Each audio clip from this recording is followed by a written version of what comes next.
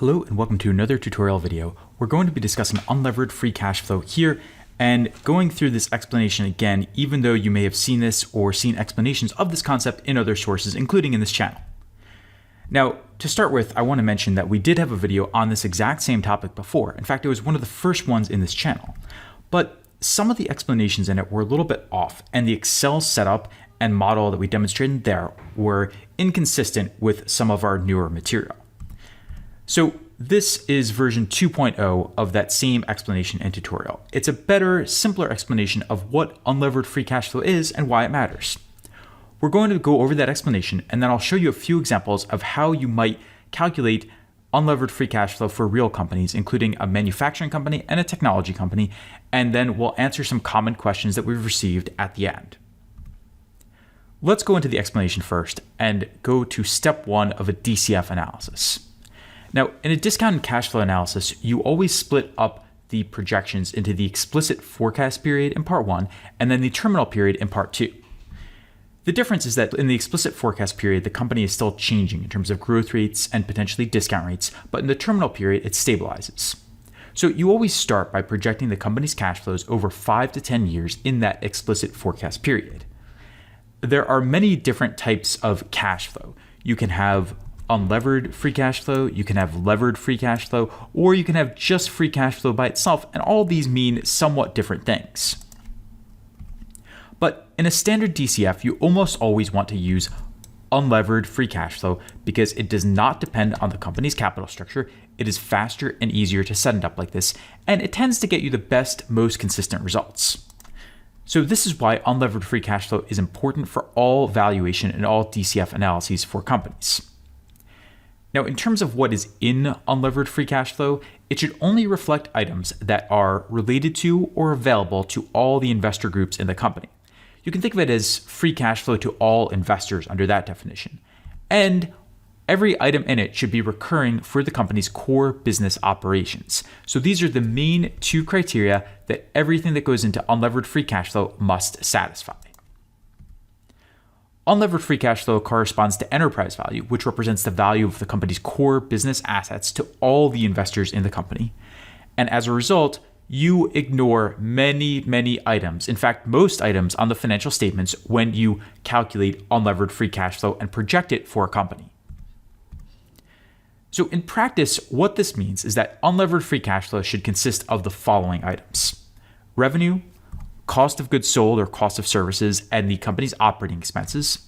Taxes, you will modify them from what is on the company's income statement, but you will still include something for taxes. Depreciation and amortization, and sometimes other non-cash charges and adjustments that you add back and adjust for. The change in working capital, and then capital expenditures. You can ignore net interest expense, other income and expense, most of the other non-cash adjustments besides depreciation and amortization, most of what's in cash flow from investing on the cash flow statement, and then most of what's in cash flow from financing on the cash flow statement. Now, there are some exceptions to these rules, and sometimes you will see other items that do go into unlevered free cash flow, but for probably 95% of companies, these are the main items that you should see in it. Let's now go into an example for Steel Dynamics and look at how you calculate unlevered free cash flow for them. We'll start with the company's financial statements in PDF format, and then we'll look at an Excel file that puts everything together and shows you what exactly goes into this calculation. In the PDF file, you'll see that I've highlighted various items here in yellow. In some cases, I've highlighted the name of the item and also the numbers, and then in other cases, I've just highlighted the name of the item instead.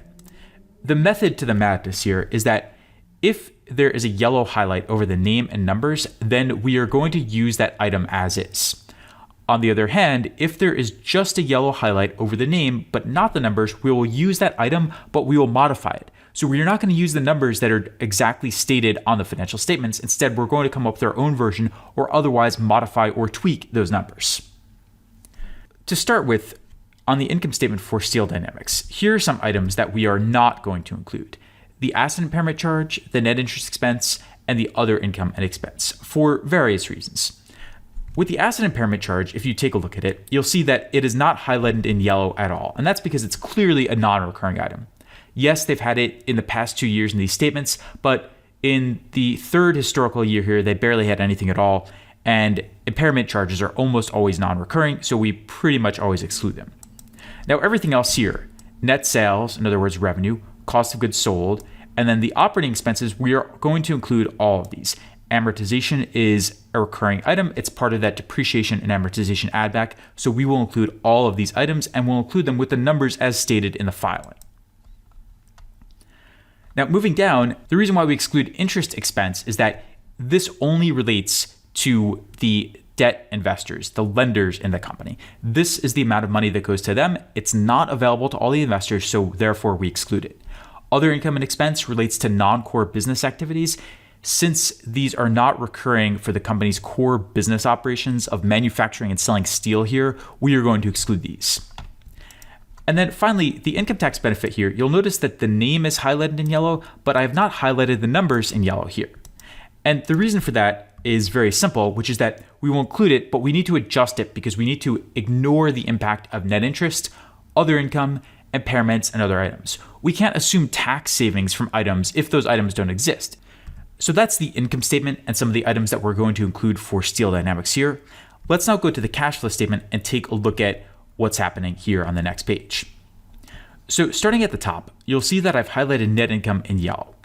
We are not going to use this as stated because this includes a bunch of items that we want to exclude from our analysis. However, we do want to use something similar, which is NOPAT, net operating profit after taxes. To calculate this, we essentially go back to the company's operating income, we exclude the asset impairment charge, so we add that back here, and then we multiply the operating income by 1 minus the tax rate, and that is what we use here instead of net income as stated. So we have something like it, but it's really a modified and tweaked version of it. Now going down, you'll see that I've highlighted depreciation and amortization and deferred income taxes in yellow, as well as all the working capital line items here, and then capital expenditures or purchases of property, plant, and equipment within cash flow from investing. And then everything else here is pretty much blank, or at least it has no highlight at all, meaning that we're going to exclude all those items without any highlight. Depreciation and amortization is a standard charge that you're always going to keep in an unlevered free cash flow analysis because it just represents a timing difference. Companies pay capital expenditures to get long-term assets and then they depreciate and amortize them over time. Impairment charges and gains and losses, you can see right here, impairment charges, we exclude them on the income statement, and then these losses, these are both non-recurring items, so we are not going to count them in our analysis. Then the next one, stock-based compensation, or as the company calls it here, equity-based compensation, we are also excluding from our analysis. Now there's some controversy and misunderstanding over this point, but the short answer is that you need to exclude it because it affects only the equity investors. So it fails that test about being available to all the investors in the company. It only really affects the equity investors here. It changes the share count of the company, and so it is not a real non-cash expense. And we have an entire separate video on this concept, stock-based compensation in a DCF, and why you should not count it as a non-cash charge, but you should instead pretend that it is a real cash expense. And then deferred income taxes, we also tend to get a lot of questions on. The short answer is that yes, you can keep them in because you do want to reflect the actual cash taxes that a company pays in a DCF, but they should generally decrease over time. Deferred income taxes shouldn't really be a major value driver for most companies. So if you look at our PDF here, deferred income taxes for this company have varied historically. If you compare them to the company's income tax on the income statement, they've really fluctuated a lot as a percent of this. But we don't want to keep doing that going forward. So over time in our analysis, as a percent of the income taxes, the deferred income taxes here and the adjustment will decrease over time. With working capital, as you saw right here, we're pretty much going to keep everything. All these are very, very standard working capital line items. So we're going to keep everything that the company includes. They're related to the company's core business. They include things like inventory, receivables, and they're available to all the investors in the company. And then cash flow from investing will keep CapEx, but drop everything else. The purchases of investments, acquisitions, and so on are all either non-recurring or they do not affect all the investor groups or both. And then in cash flow from financing, you're pretty much going to ignore everything here for the most part because these items are all either non-recurring or they're just related to equity or just debt investors or sometimes just preferred stock investors. For example, the issuance of current and long-term debt is clearly an item that only pertains to the debt investors. Something like dividends paid clearly only relates to the common shareholders, the equity investors in the company. So we're going to exclude everything in this section and not count it at all. If you put everything together then, and you look at what this looks like, you can access this Excel file below the video. We start with revenue, and we have a bit of a build up to that. We don't just project it based on a simple growth rate. We look at the different segments of the company and get to the net sales by segment like that. Then we have operating income. And then to calculate the taxes here, we take the operating income, we multiply by the tax rate. Then net operating profit after taxes, or NOPAT, our modified net income, is simply the operating income, or EBIT, minus the taxes that we calculate, which exclude the impact of interest and other income and expense, and the asset impairment charge, and a whole bunch of other things. Then we add back the depreciation and amortization. We have an adjustment for deferred income taxes, but it definitely gets less significant over time. By the end, it's really only a modest adjustment of a few percentage points of the company's book income taxes. So the company is paying a slightly different amount in cash taxes than it is in book taxes, but it is a very slight difference here by the end. Then we reflect the change in working capital, and we project it based on a percent of the change in revenue right here. As the company grows, we assume that it needs to spend more on items like inventory upfront in advance of that growth. So in this case, this is negative relative to the change in revenue. So in other words, it needs to keep using cash to get some of this working capital as it grows its revenue. And then we have capital expenditures here, which we subtract. And putting that all together, we get to our unlevered free cash flow. So it's our net operating profit after taxes. We add back our D&A. We adjust for deferred income taxes, we have the change in working capital, and then we subtract capital expenditures, and that gets us our unlevered free cash flow at the bottom. So that's a quick example. Let's go to another one now for Snap, otherwise known as Snapchat. Now, we did a full YouTube video on this one on how to value the company when it was about to go public, so you can take a look at that for the full analysis, but here's a quick summary just from their financial statements. Once again, I've highlighted in yellow the revenue, the cost of revenue, and then all the operating expenses. We're going to include all of these in our analysis. Now, the income tax, benefit, or expense I've highlighted in yellow because we'll use that, but we're going to modify that a little bit. We're not going to just take directly what is on the company's financial statements. It doesn't appear that there are any non-recurring charges here, so we don't have anything to exclude or modify or otherwise change around in this case. Then moving to the cash flow statement, we will have something like net income or net loss at the top, but we're going to modify it and make it NOPAT instead. We will adjust for depreciation and amortization. We will adjust for the deferred income taxes and all the working capital line items, all of which are very standard. And then we'll have capital expenditures, and we might potentially have this other one for purchases of intangible assets. We'll get into this one in the question and answer section in a little bit, but suffice to say that sometimes, depending on how the company is using this item, you can consider it a CapEx-like item and count it, but it depends heavily on how the company is using it and whether or not it's really a recurring business activity. And then cash flow from financing, we exclude everything, and everything else in cash flow from investing, we exclude right here. So in short, we still will start with NOPAT. We'll include D&A, deferred taxes, change in working capital, and CapEx, and maybe the purchases of intangible assets. So those are a few quick overviews of how you can calculate unlevered free cash flow for real companies. Let's now go into the question and answer section and go through some of the most common questions that we get about unlevered free cash flow. So question number 1, what about stock-based compensation? We already answered this before, but we get it so much that I'll answer it here again. No, you do not count it as a non-cash add back because it increases the company's share count. It's only available to one investor group. And take a look at our video on this topic, stock-based compensation in a DCF, for more. Question number 2, what is the deal with deferred taxes? The answer is that in a DCF, you do want to reflect the company's cash taxes, what it's really paying in cash to the government. And so you can use deferred taxes to account for the difference between the taxes the company lists on its income statement and then what it actually pays in cash to the government. However, they should generally not be a huge value driver. You don't want a company to offset, say, 75% of its tax bill on an ongoing basis into perpetuity simply because of this line item.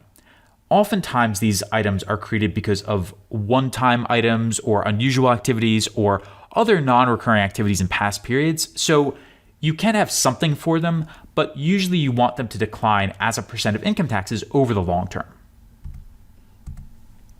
Question number 3, what about impairments and write-downs?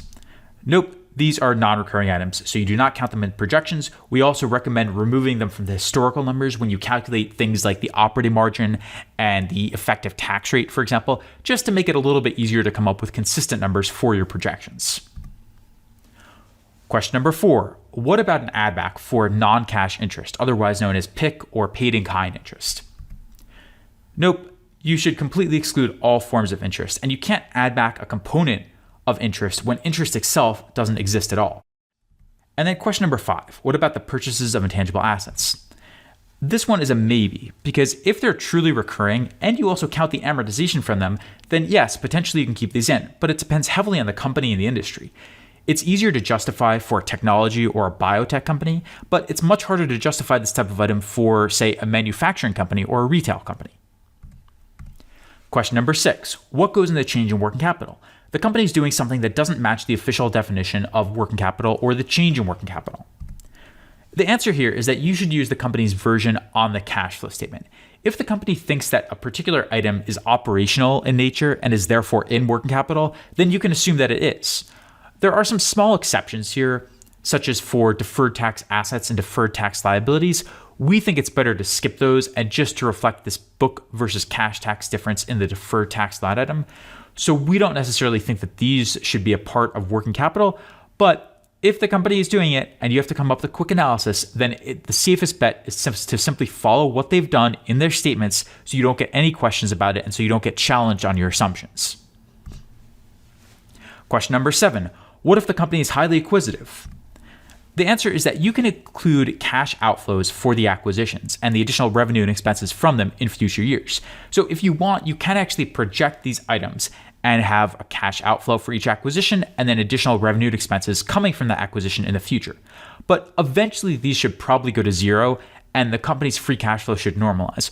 Otherwise, the whole concept behind a DCF of the company normalizing in the terminal period and stabilizing doesn't really hold up that well. So you can have some acquisitions here, but you probably shouldn't make an assumption that they continue forever, even into the terminal period. Question number 8.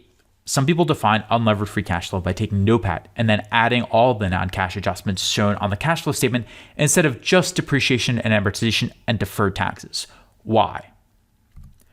The answer here is that some people do make quick estimates to analyze a company's historical statements, and they don't bother to separate out all the charges at that stage. But for valuation purposes in a DCF, when you're making projections for a company, you should stick to the definition here and project only the line items that go into unlevered free cash flow according to what we just laid out. You have to be careful because people do use inconsistent definitions and terminology. Yes, there are numbers in financial analysis and financial modeling, but this is not real math. There is far less rigor, theorems and proofs and items like that just don't work in the same way. So be careful and always take a close look at what the person has done or how the company has defined its own items before you jump in and start assuming anything here. That's it for our questions and answers. So let's now do a quick recap and summary of what we've been through here. Unlevered free cash flow is important because you need to use it in step 1 of a DCF analysis, which is projecting the company's cash flows in the explicit forecast period, usually 5 to 10 years, sometimes longer than that. Unlevered free cash flow corresponds to enterprise value, so it should include only items that affect all investors and items that are recurring for the company's core business operations. The general formula is NOPAT, net operating profit after tax, which equals the company's operating income times 1 minus the tax rate. Then you make adjustments for non-cash items. Then you reflect the change in working capital, which might add to the cash flow and might also subtract from the cash flow depending on what's in it. And then you subtract capital expenditures. You exclude stock-based compensation, impairments, gains and losses, most of the other non-cash adjustments, most of what's in cash flow from investing except for capital expenditures, and the entire cash flow from financing section. That's it for our quick tutorial on unlevered free cash flow, why it's important and what goes into it. Hopefully now you have a better sense of what this item means and how to use it in your own valuation and DCF analyses.